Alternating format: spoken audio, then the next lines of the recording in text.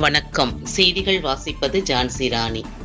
திருவள்ளூர் அருகே 30 ஆண்டுகளுக்கு மேலாக பொதுமக்கள் வழிபாடு செய்து வந்த கோவில் இடிக்கப்பட்டதை ஒட்டி மாற்று இடத்தில் கட்டுவதற்காக நடைபெற்று வந்த பூமி பூஜையில் இந்து மக்கள் கட்சி நிறுவன தலைவர் அர்ஜுன் சம்பத் கலந்து கொண்டு துவக்கி வைத்தார்.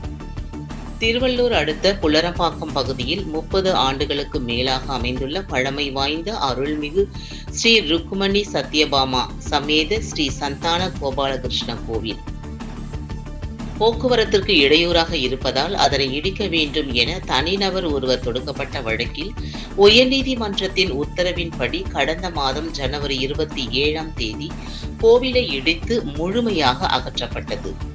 இதற்கு எதிர்ப்பு தெரிவித்த புல்லரம்பாக்கம் பொதுமக்கள் பல்வேறு போராட்டங்களில் ஈடுபட்டு வந்த நிலையில் அந்த கோவில் இடிக்கப்பட்ட இடத்தின் அருகே அப்பகுதி சார்ந்த முக்கிய கோவில் நிர்வாகிகள் மற்றும் பொதுமக்கள் 1 சென்ட் பட்டா நிலத்தை வாங்கி ஸ்ரீ ருக்மணி சத்யபாமா சமேத ஸ்ரீ சந்தான கோபாலகிருஷ்ணன் மற்றும் விநாயகர் கோவில் கட்டுவதற்காக பூமி பூஜை நடைபெற்றது. இதில் சிறப்பு அழைப்பாளராக இந்து மக்கள் கட்சி நிறுவன தலைவர் அர்ஜுன் சம்பத் மற்றும் இந்து மக்கள் கட்சி நிர்வாகிகள், புல்லரம்பாக்கம் பொதுமக்கள் என திரளாக பலர் கலந்து கொண்டனர்.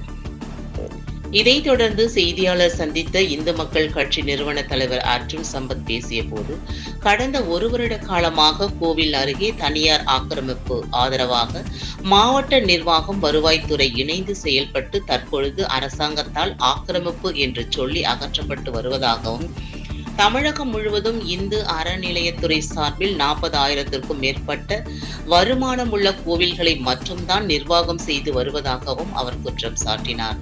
மேலும் பொதுமக்களே பல இடங்களில் தாங்கள் வழிபாட்டுக்காக இத்தகைய கோவில்களை அமைத்து வருவதாகவும், அத்தகைய கோவில்களை ஆக்கிரமிப்பு என்று சொல்லி அகற்றப்படும் போது அறநிலையத்துறை மௌனம் காப்பது ஏன் என்றும் அவர் வினா எழுப்பியுள்ளார். திருவள்ளூர் மேற்கு மாவட்டம் புல்லரம்பாக்கம் இந்த பகுதியிலே பாமா ருக்மணி சமேத சந்தான கோபாலகிருஷ்ணன் திருக்கோயில் கடந்த 30 வருடங்களுக்கு மேலாக இந்த பகுதி மக்களால் வெகு சிறப்பாக வழிபாடுகள், நித்திய விசேஷங்கள் இவைகளெல்லாம் அற்புதமா நடைபெற்றுக் கொண்டிருந்தது. கடந்த 1 வருட காலமாக ஒரு தனியார் ஆக்கிரமிப்பு கோயிலுக்கு அருகாமையிலே, அந்த தனியார் ஆக்கிரமிப்புக்கு ஆதரவாக மாவட்ட நிர்வாகம், வருவாய்த்துறை இவர்களெல்லாம் செயல்பட்டு தற்பொழுது அந்த கோயிலானது அரசாங்கத்தால் ஆக்கிரமிப்பு என்று சொல்லி அகற்றப்பட்டிருக்கிறது. அகற்றப்பட்ட அந்த திருக்கோயிலை அதே பகுதியிலே சொந்த இடத்திலே, இந்த பகுதி மக்கள் எல்லாம் சேர்ந்து சொந்த இடத்திலே நிலம் வாங்கி இன்றைக்கு பூமி பூஜை வெகு சிறப்பாக நடைபெற்றுக் கொண்டிருக்கிறது. தமிழகம் முழுக்க இந்து கோவில்கள் இப்படி அநியாயமாக இடிக்கப்படுவது, தகர்க்கப்படுவது, இடமாற்றம் செய்யப்படுவது தொடர்கிறது. அறநிலையத்துறை 40,000த்திற்கும் மேற்பட்ட கோயில்களை, வருமானம் உள்ள கோயில்களை மட்டும்தான் நிர்வாகம் செய்கிறது.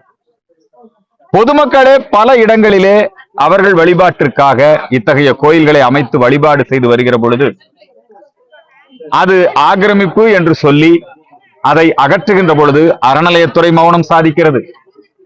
உள்ளூரில் இருக்கக்கூடிய மாவட்ட நிர்வாகமும் இந்துக்கள் அவர்கள் என்ன சொன்னாலும் கேட்டுக்கொள்வார்கள் என்று சொல்லி இப்பொழுது இந்த கோயிலானது அகற்றப்பட்டிருக்கிறது.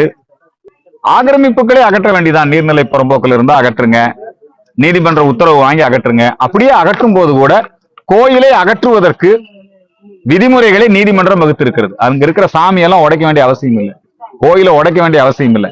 அதை பாலாலயம் பண்ணி வேற இடத்துல எடுத்து வச்சு பண்ணலாம்.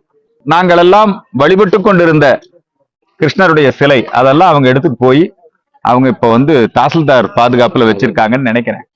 அதனால அந்த சிலைகள் பக்தர்களுக்கு திரும்ப ஒப்படைக்கப்பட வேண்டும். இது சொந்த இடத்துல கட்டுறோம், இந்த அணுகுமுறையை பின்பற்ற வேண்டும் என்கிற கோரிக்கையை முன்வைக்கின்றேன்.